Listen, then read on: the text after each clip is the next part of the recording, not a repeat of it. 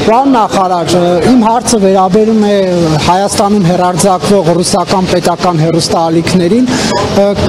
Ձեր նախարարության հետ է կնքվել 2020 թվականին համաձայնագիրը, որով այդ հեռուստաալիքները Ռադիո հանձնաժողովը ասում է, որ կան խախտումներ, մասնավորապես Ռոսիա 24 առաջին ալիք ռուսական։ Դուք դիտարկում եք այդ համաձայնագրի 5-րդ եւ 6-րդ կետերի շրջանակներում ինչ որ կարգավորումներ անել, թե ոչ։ Իհարկե, մեր ուշադրության կենտրոնում մենք տեղյակ ենք, որ նախարարության կողմից է կնքվել եւ համաձայնագրի բոլոր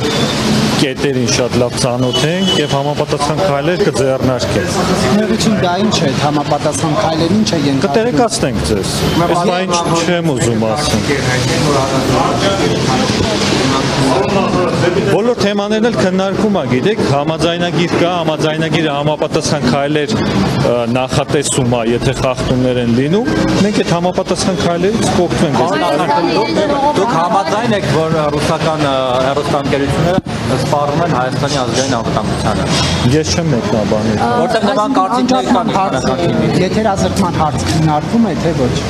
Եկեք առաջ չընկնենք, եթե մենք նորություն ունենանք, անպայման կտեղեկացնենք։ Բոլոր հարցերի շուրջ, որը որ ձեզ ժողովրդավար երկիր է, որ իրեն ժողովրդավարության բաստիոն է հռչակել ռուսական հեռուստաընկերությունները, այդ նախնական տարբերակով արդյոք ճիշտ է։ Բայց մենք հիմա այդ հարցն ենք քննարկում, որ մենք որոշել ենք փակենք ու դուք հիմա Չէ, ես ասում բոլոր տարբերակներն էլ քննարկում ա, բայց ոչ մի որոշում։ Իսկ քննարկումները ինչքան կտևեն եւ